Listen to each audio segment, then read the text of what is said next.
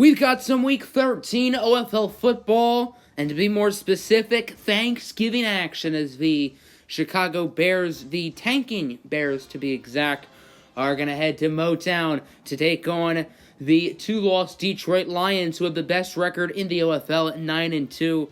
And the Lions are very close to clinching their division.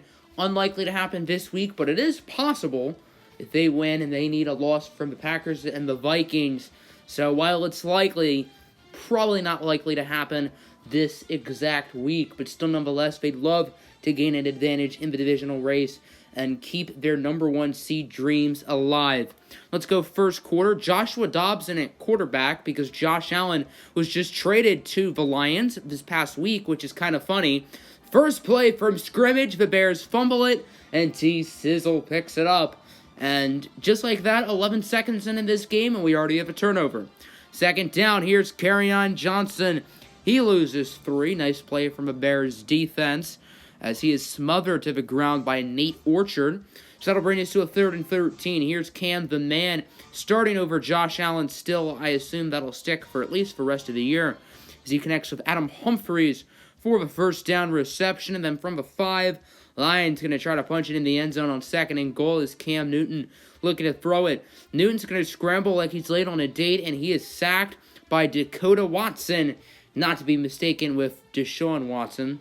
Now a 3rd and goal from the 11. Lions going to try to punch it in again.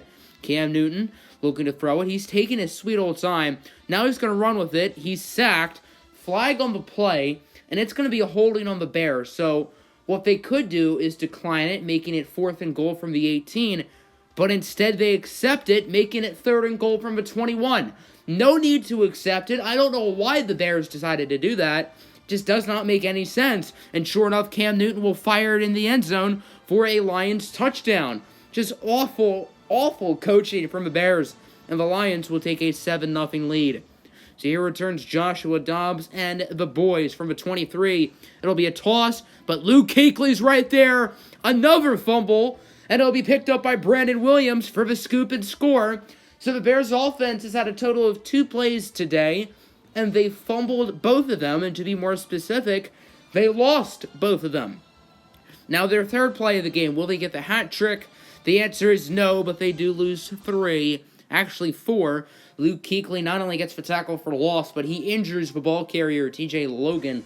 So all around, pretty bad play for the Bears. Now a 3rd down and 12 after a 2nd down where they saw positive yardage for the first time in this game. As Watson, he's going to... Did I just say Watson? I mean Joshua Dobbs, excuse me. Gets the first down. I don't know what I was thinking there. And then 2nd and goal to start off the second quarter. That's CJ Uzomah with the touchdown. Bears make it a 1-score game. So now 14-7, screen pass, and he's just running backwards. I don't really know what the receiver is trying to do there, but okay. Kendall Fuller with the tackle. That's Paul Richardson, the ball carrier. And then here's Brett Maher from 50 yards out. Nothing but net. Lions now up 17-7. By the way, that's Laken Tomlinson on the Lions. Ew, I want to throw up. So now from the 33-yard line, here's Dobbs looking to throw it. He's going to take a shot deep, and he connects. Excellent pass from Dobbs, who's played really well in this game. That'll be a gain of 29 for Chicago. 30-yard reception for Kiki. He's a little cute. And then 1st and goal, touchdown for Chicago. That's Josh Bellamy with the score. Lions only up by 3 now. 55 seconds to go here in the 2nd. Cam Newton on 1st down. He's going to get it over to his target. Lions answer right back with a touchdown of their own. Just like that, it's 24-16. That's Tyro Williams with the touchdown reception. Still 27 seconds to go here in the second quarter as Dobbs floats that one perfectly into the hands of CJ Uzomah. And then here's the field goal unit out. Jake Elliott, of course, the 3rd round pick in the OFL fantasy draft. He makes the field goal. Best kicker in the OFL, am I right, boys? So the Lions have a 24-17 lead here, but now they have it at the 6-yard line. 3rd and inches. Cam Newton gets it to his man who drops the wide open pass. That one could come back to bite the Lions in the butt. Lance Kendricks drops it, and then the field goal is blocked. Just like what Tom Brady did to me on Twitter. I'm just kidding about that, but I don't know. It could happen one day.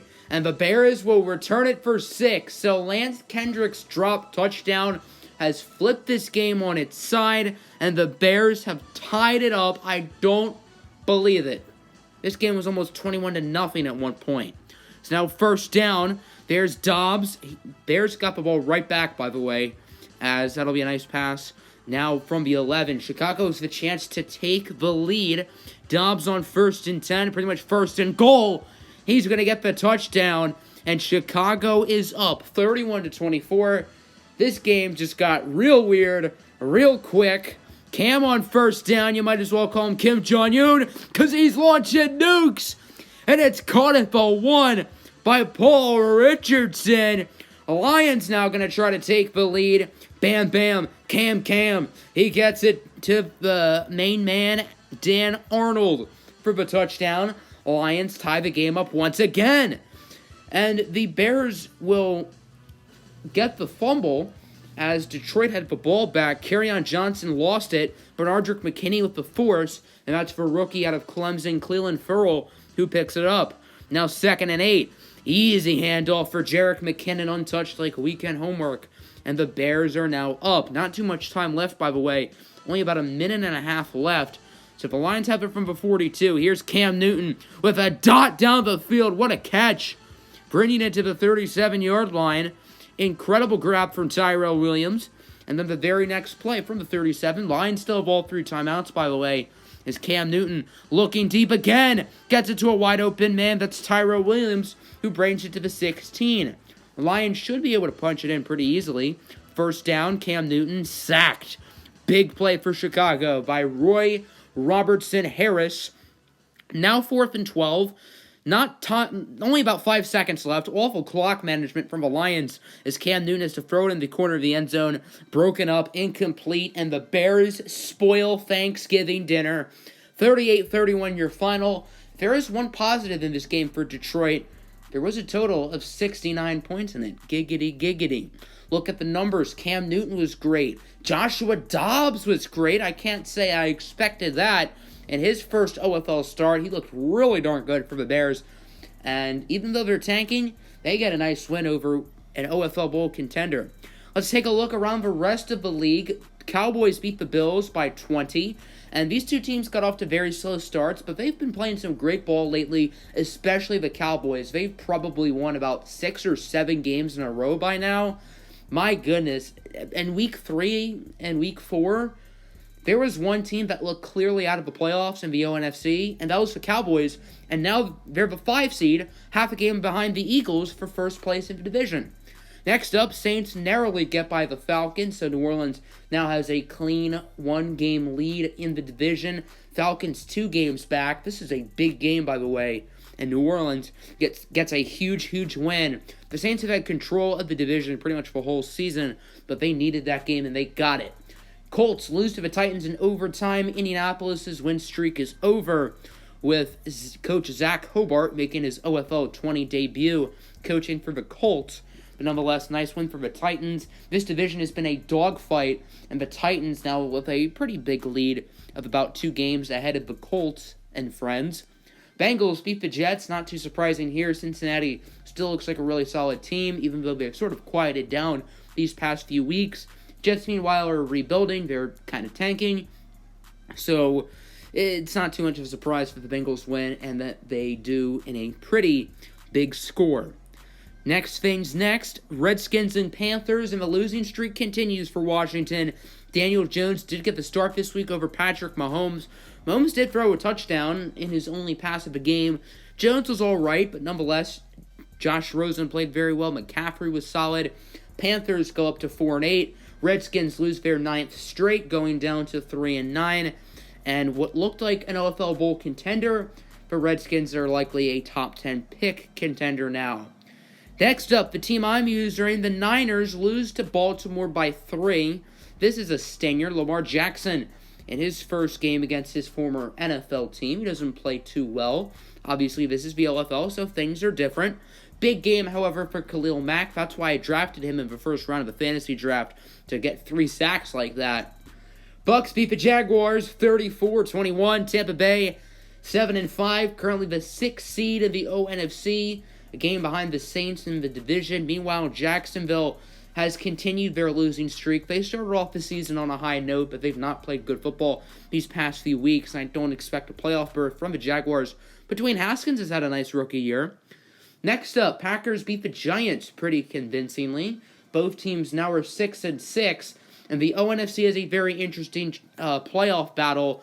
And these ONFC teams have been linked together since the start of the season. They've been so close in standings, and with only a month of football to go, not much has changed. There's about 5 6-6 teams who are on the cusp of making the playoffs, but just aren't quite there. Eagles are not one of those 6-6 teams. However, they do lose, and they fall to 8-4, as it's the Miami Dolphins with the win. And Miami has gone on a bad losing streak. They've probably lost about 5 in a row after starting the season off really well. It's not looking good for the Dolphins in their division. New England probably has that one locked up pretty soon, but the Dolphins could still fight for a wild card spot. Eagles still looking good in their division. Chiefs beat the Raiders 28-21, and while the ONFC is very close and very competitive, KC does look like the favorite for that division. Oakland is really the team who's only out of the playoff race in that division. Chargers and Broncos are both right there. I'm pretty sure the Chargers and Broncos are the other two wildcard teams, if I'm not mistaken. Cardinals beat the Rams 28-10. Mitchell Trubisky with a big game, 4 touchdowns, absolutely dominating in this one. The Cardinals had to win this game or else their season was done. They are another one of those 6-6 teams right on the cusp for the playoffs. Obviously, this is Nick's team, so they're going to finish 9-7. But with how competitive the NFC is, there's a chance 9-7 could sneak in as the 6th seed maybe. We'll have to see. Steelers beat the Browns 31-10. 3 interceptions thrown by Deshaun Watson. And Pittsburgh gets revenge for that Week 9 game in which Cleveland got their first win of the year. And Pittsburgh's been playing some good ball. They're in the playoff race as well, 7-5. When I was going through the standings, I didn't realize their record was that good. Chargers beat the Broncos 37-31. These two teams right now are neck and neck for second place in the ONFC West. Tom Brady and Drew Brees facing off. Many people want to see this in a real-life Super Bowl. Thank goodness in the OFL we will not have to worry about that. And that's no disrespect to Brees or the Saints. I just don't want to see New England back there like the rest of us watching this video most likely.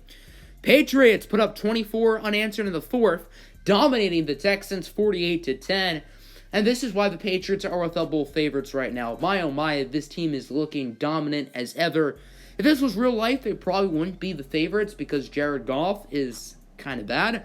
But in the OFL, he's good, and his roster is incredible. You know it's incredible when your third best receiver is Adam Thielen. And then last but not least, Vikings beat the Seahawks. So Seattle goes down to 5-7, and they were my pick to make the OFL Bowl out of the ONFC at the beginning of the year. And my oh my, sorry about my voice right there. My oh my, they've fallen off a cliff. This team is not playing good ball right now. Vikings improved to 6-6, I believe. Here's a look at the Week 14 schedule. Sorry it's moving quickly, but I want to get this video under 15 minutes, so iMovie doesn't have to be annoying.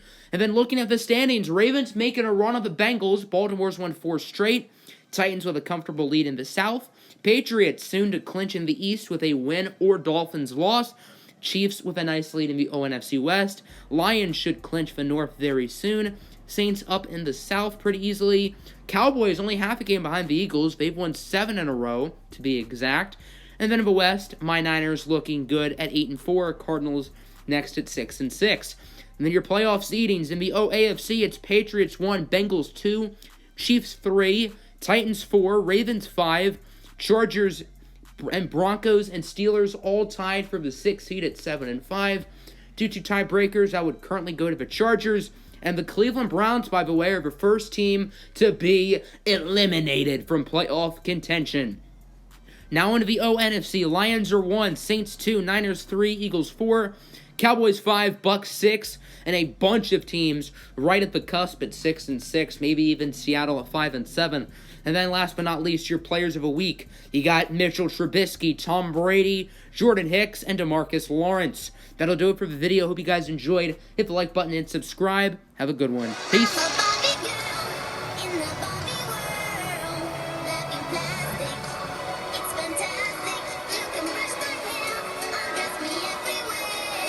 Imagination.